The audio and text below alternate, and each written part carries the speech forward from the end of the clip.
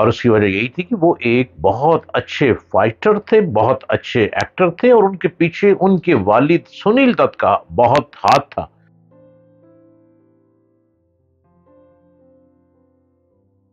آپ ہر روز دیکھ رہے ہیں یوٹیوب چینل ڈاکٹر جلیل اسلم آفیشل۔ السلام علیکم۔ زندگی بار بار نہیں آتی اور وقت سمندر کی ریت کی طرح ہے۔ آپ کتنی مٹھیاں بھر سکتے ہیں؟ ایک یا دو وقت، 50 یا 100 برس کا، مگر اس سے زیادہ نہیں۔ پھر سوچیں، آپ سوچیں، آپ اس ریت کو کھا نہیں سکتے، زیادہ سے زیادہ اس ریت کو دوسروں کی آنکھوں میں جھونک سکتے ہیں۔ ایسے لوگ ظالم کہلاتے ہیں جو اپنی آنکھوں میں ڈال لیتے ہیں۔ وہ بزدل اور اذیت پسند کہلاتے ہیں۔ جو محل بناتے ہیں وہ احمق ہوتے ہیں، اور جو ایک ایک ذرے کو گنتے ہیں وہ کنجوس کہلاتے ہیں۔ جو اس کو سر پر ڈال کر ہنستے ہیں وہ اس دنیا کے بچے ہیں جن سے معصومیت قائم ہے۔ کسی شخص کو پختہ مقصد رکھنے کے بعد نہیں رکنا چاہیے۔ گھڑی کی سوئیاں رک جائیں تو سب تہ و بالا کر دیتی ہے۔ ارادہ کرنے کے بعد عمل نہ کرنا اور بربادی کا باعث ہوتا ہے، اور انسان اپنی زندگی کو کھو دیتا ہے۔ بالی ووڈ کے اداکار سنجے دت کینسر کی خوفناک بیماری سے فائٹ کرنے کے بعد آخر دعاؤں سے، منتوں سے اور نگاہ کرم سے دوبارہ صحت یاب ہو گئے۔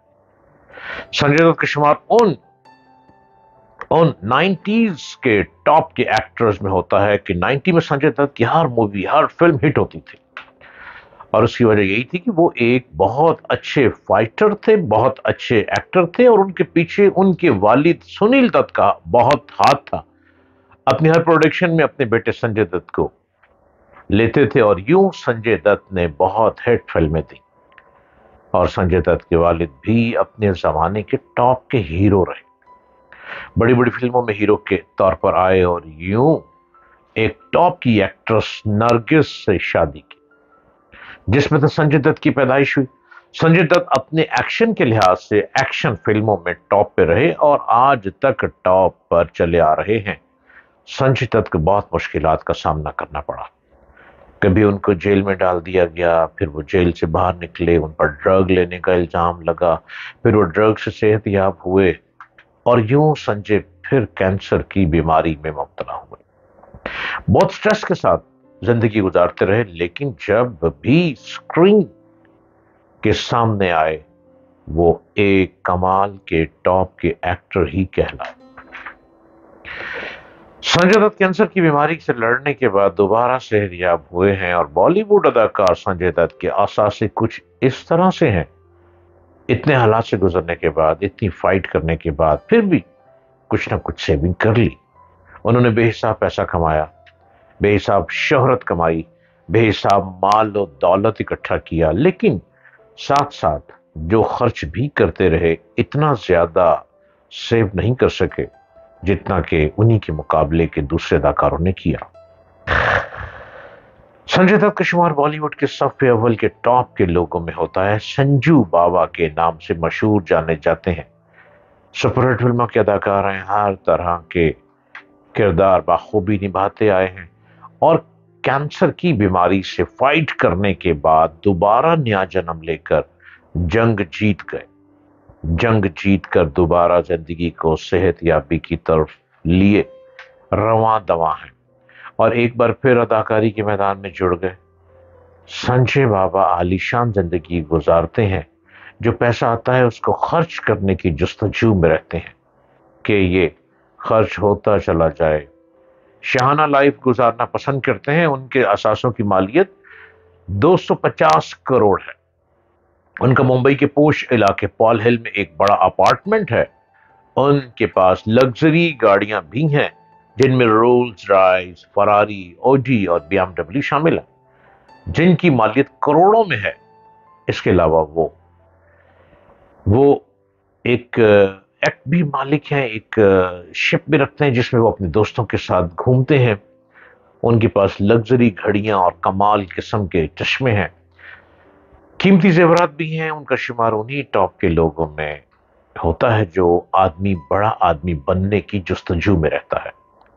اکثر خود سنجو بابا کہتے ہیں کہ وہ ایک سائیکولوجیکل پیشنٹ تھے اور ٹریٹمنٹ بھی لیتے رہے، اور پھر اپنے والد سے اتنا خوف رہتا تھا کہ جب سیٹ پہ فلم کے سیٹ پر جاتے تھے تو والد کی ایک آواز سے ہاتھ پاؤں گھبراتے تھے۔ اس کے باوجود سنجو بابا کا کہنا ہے کہ میں فلم کو اس انداز سے کرتا تھا کہ کلاس روم میں ایک اسٹوڈنٹ کلاس روم کا ورک کمپلیٹ کر رہا ہے۔ آخر سائیکالوجیکل مصیبتوں سے نکلتے نکلتے ڈرگ کی طرف گئے۔ ڈرگ میں جانے کے بعد دوبارہ سائیکالوجیکل پیشنٹ بن گئے۔ ان کا ٹریٹمنٹ بھی چلتا رہا، جیل بھی جانا پڑا، اور آج پھر دوبارہ کینسر جیسی بیماری سے لڑنے کے بعد سنجو بابا پھر میدان میں اتر آئے اور ادھر فلموں میں دھڑا دھڑ فلم سائن کرتے چلے جا رہے ہیں۔ ان ساری باتوں کا مقصد کیا ہے؟ یہ ہے کہ بڑا آدمی بننے کے لیے بڑے دل گردے کی ضرورت ہوتی ہے۔ دوسروں کی تڑپا دینے والی باتیں سن کر بھی ان سے ایسا سلوک کیا جائے کہ وہ ہم سے حسد کرنے کی بجائے ہم پر رشک کرتے ہیں، اور یہ رشک پھر محبت میں بدل جاتا ہے۔ یہ آسان کام نہیں، اس کے لیے اپنے اوپر جبر کی ضرورت ہے۔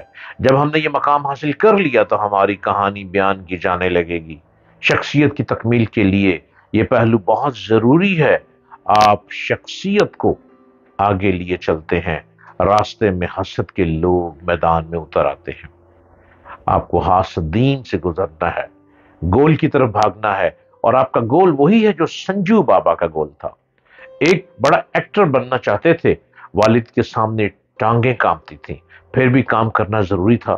سنجو بابا ہر مشکل سے لڑتے لڑتے کینسر کی بیماری تک پہنچے، اور کینسر سے بھی لڑتے لڑتے آج دوبارہ صحت یاب ہو کر میدان میں اتر کر فلموں میں دکھائی دے رہے ہیں۔